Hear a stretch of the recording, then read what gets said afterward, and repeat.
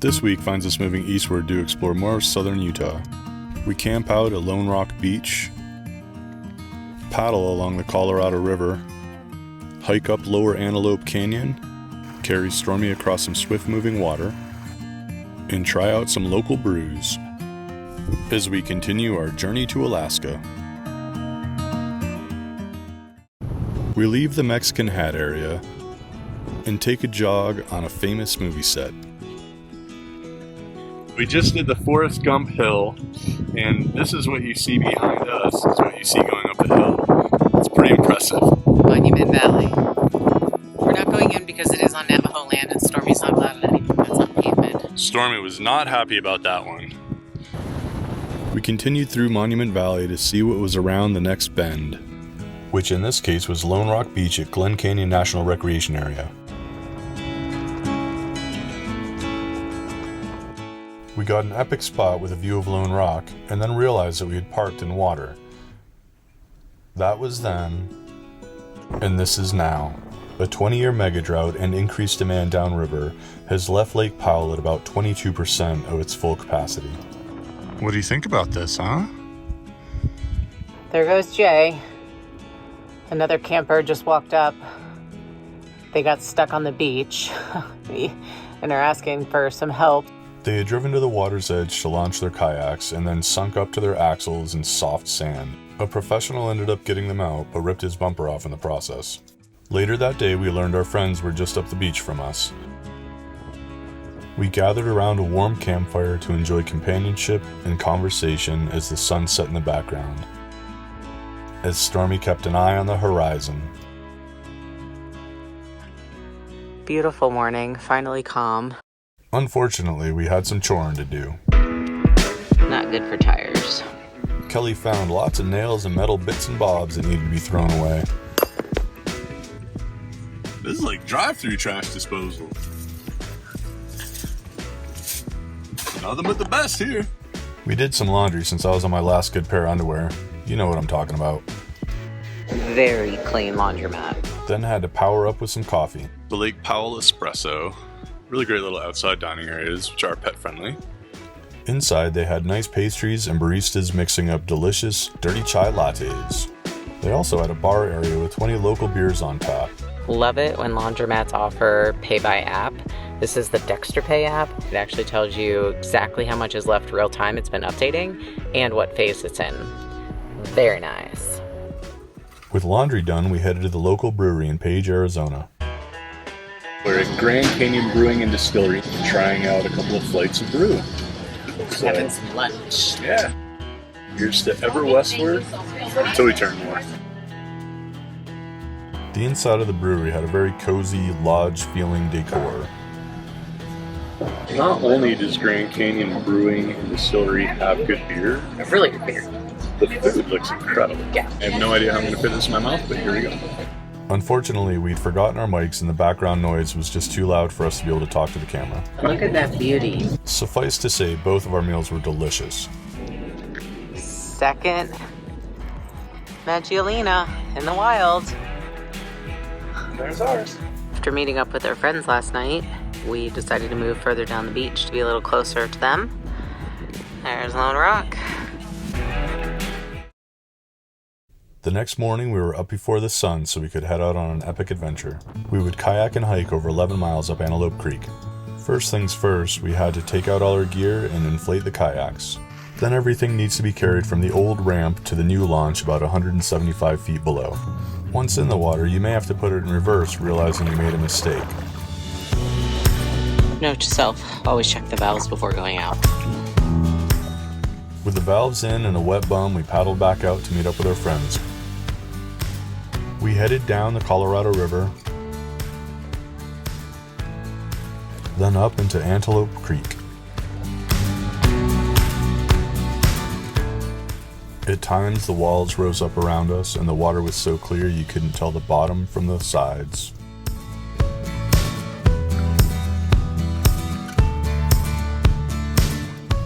Kelly enjoyed filming while I moved us forward.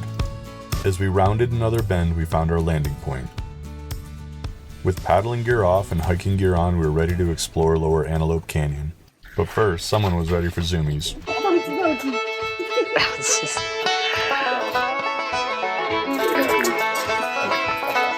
Jumping over parkland. There you go now, buddy. With that out of the way, we started our hike.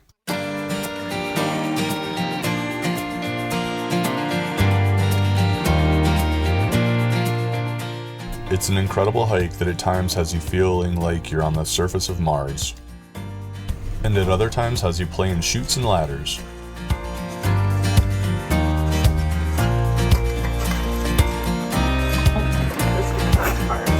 Oh my god.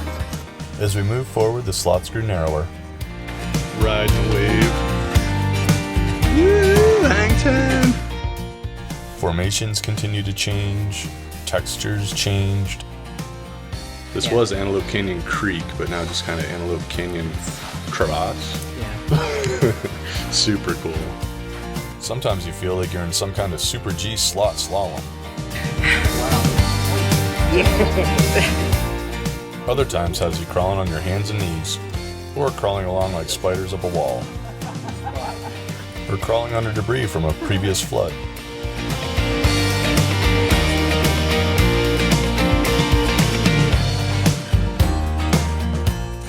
But Stormy was getting tired and we had to leave that night. So at the next pitch, after a cool photo op, it was time for us to turn around and head back.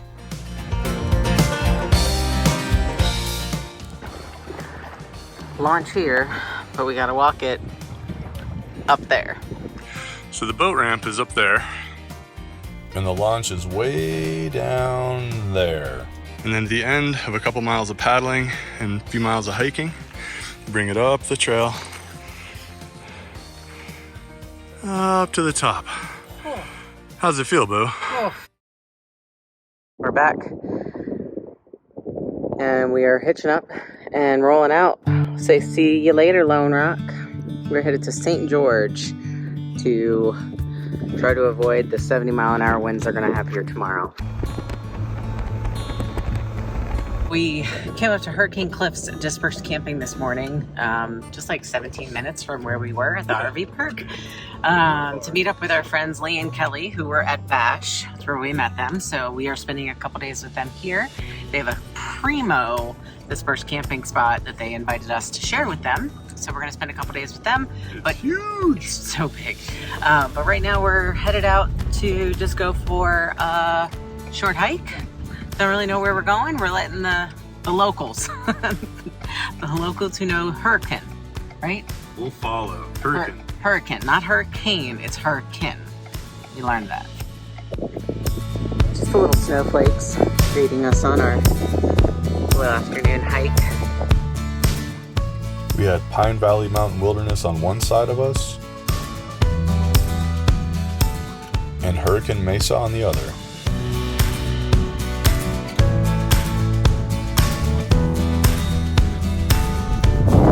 We walked for a bit along the Virgin Dam Trail.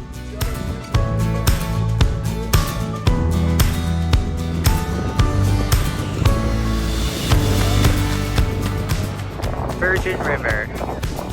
Doesn't look anything like the show, huh? I thought it looked more like a Yoo-hoo waterfall.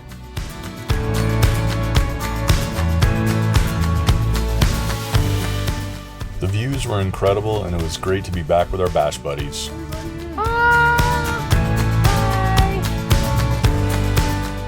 The sun broke out as we finished our hike and headed back to camp. That evening, as we caught up, we were treated with an incredible moonrise.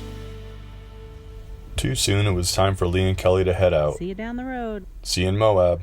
So today we've got some housekeeping to do. Got to run around and do some stuff. So we've briefly touched on this before, but being on the road and moving places every few days can make it challenging to get mail, packages. So you've seen in other videos where we've used the Amazon lockers and Amazon counters. But while possible, getting packages can be a little bit more logistically challenging. So we've had some hard lessons learned of contacting companies, finding out exactly how they're going to ship. You can use UPS access points. I'm doing one of those today. So I had a package. I called, found out what shipping carrier they use, and had it directed to a UPS access point here in town. So picking up a package from there today. Also have a return, have to send a pair of shoes back. They sent me a prepaid FedEx label, so you can go to a FedEx, a Staples to have that label printed, or a public library, and then find either a FedEx drop box or a on-site shipping store you can go to. So we're doing that today. And then we leverage general delivery through the U.S. Postal Service quite a bit as well. Just a reminder, give if you can. Some steep grades here in St. George. So on our way back, we're gonna buckle in our Thai dinner for safety. The next morning greeted us with a warming sun and lit up the mountains. We decided to take a little stroll around the neighborhood. Little salad for our walk.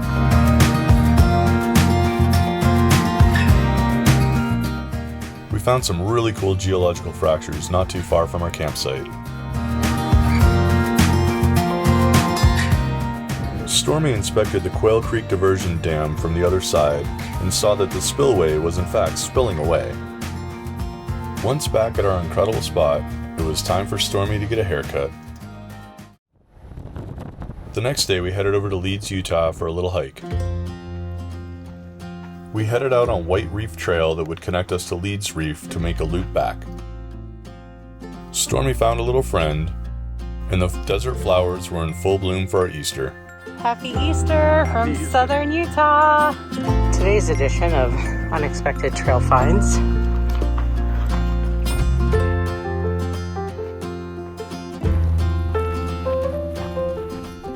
After a little more hiking, we came to the river and realized that the recent snowmelt was making it a little more of a challenge to cross. It was a little too high and fast moving for Stormy to cross safely, so I gave him a hand. On the other side, we're committed now.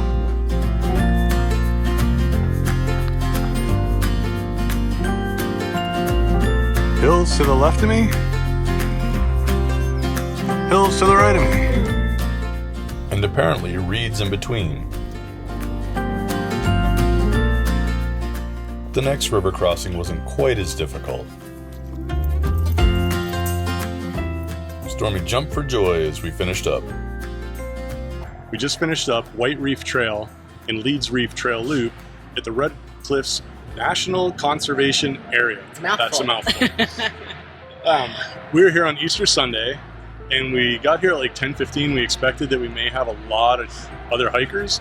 We met, like two families? Two families and on then, the short end. Yep, on the short side. They were hiking from the other direction. And only one other hiker that was going the same way we were. But it really was not a crowded trail and unexpected on Easter weekend.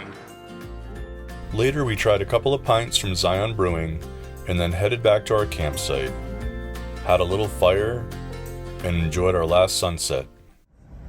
The next morning, we headed to Kanab, where you'll find us checking out 185 million-year-old footprints, walking into the belly of the dragon, and sledding in coral sand dunes. Hope we see you there. Life is a winding road.